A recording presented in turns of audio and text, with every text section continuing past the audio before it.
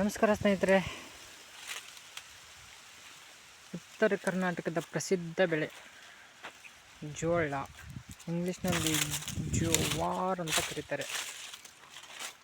ನೋಡಿ, ಉತ್ತರ ಕರ್ನಾಟಕದಲ್ಲಿ ಹಿಂಗಾರಿಯಾಗಿ ಬರುವಂಥ ಬೆಳೆ ಜೋಳ. ಬಿಜಾಪುರದಲ್ಲಿ ಸಾಕಷ್ಟು ಬೆಳೀತಾರೆ, ಪ್ರಸಿದ್ಧವಾದದ್ದು. ಆದರೆ ಈ ಬೆಳಗಾವಿ ಭಾಗಕ್ಕೂ ಸಹ ಬೆಳೀತಾರೆ. ಮಳೆ ಆಧಾರಿತವಾಗಿರ್ತಕ್ಕಂಥ ಬೆಳೆ ಈ ಜೋಳ. ಉತ್ತರ ಕರ್ನಾಟಕ ಯಾವ್ದಕ್ಕೆ ಫೇಮಸ್ಸು ಅಂತಂದರೆ ಜೋಳದ ರೊಟ್ಟಿಗೆ.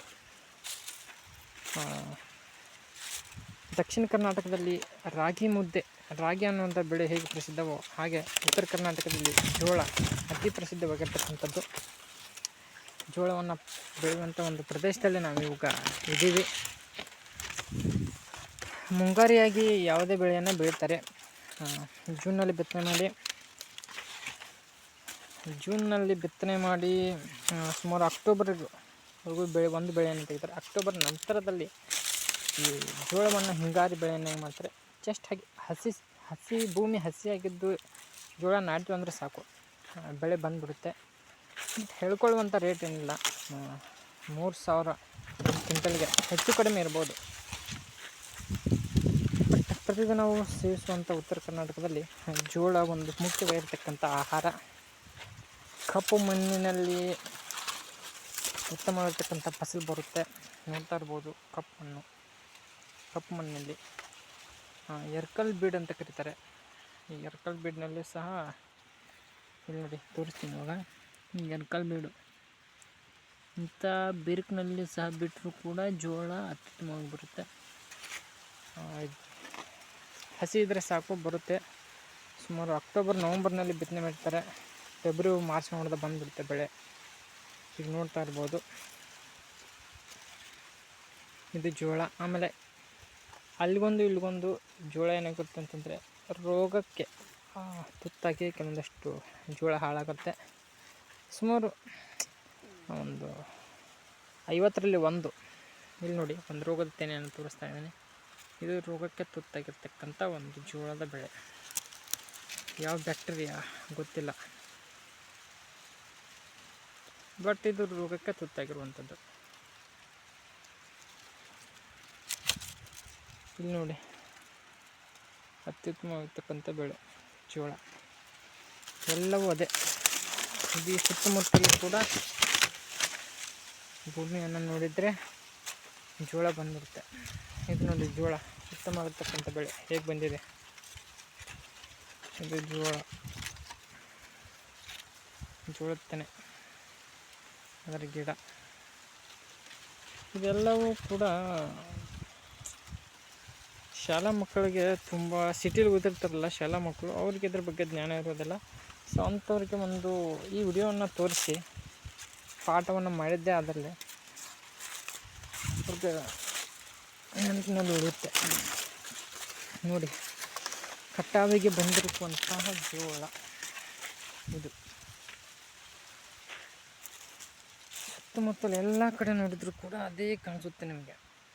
ಜೋಳ, ಕಟಾವಿಗೆ ಬಂದಿರುವಂಥ ಜೋಳ, ಅದರ ತೆನೆ. ಜೋಳ ಏನಿದು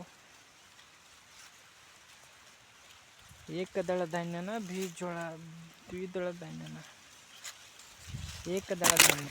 ಏಕದಳ ಇದು ಜೋಳ ಅನ್ನುವಂಥದ್ದು. ಇಲ್ಲಿ ನೋಡಿ, ತೋರಿಸ್ತೀನಿ ನಿಮಗೆ. ಏಕದಳ ಧಾನ್ಯ ಜೋಳ, ಏಕದಳ ಧಾನ್ಯ. ಆಮೇಲೆ 8ನೇ ತಾರೀಕು ಪಾಠ ಇದೆ. ಜೋಳ ಏಕದಳ ಸಸ್ಯಗಳು ಮತ್ತು ದ್ವಿದಳ ಸಸ್ಯಗಳು ಅನ್ನುವಂಥ ಪಾಠ ಇದೆ. ಏಕದಳದ ಅಂತಂದರೆ ಇದು ಏಕದಳ, ಇದು ಒಂದೇ ಆಗಿರುತ್ತೆ. ಇದರ ಕಾಳು ಒಂದೇ, ಎರಡು ಹೂಳು ಆಗಿರೋದಿಲ್ಲ, ಒಂದೇ ಹೂಳು ಆಗಿರುತ್ತೆ.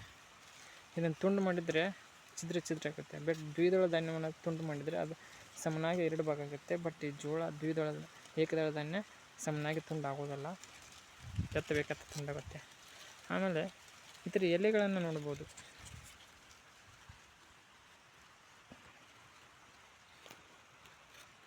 ನೀಳವಾಗಿರುತ್ತೆ, ಉದ್ದವಾಗಿರುತ್ತೆ.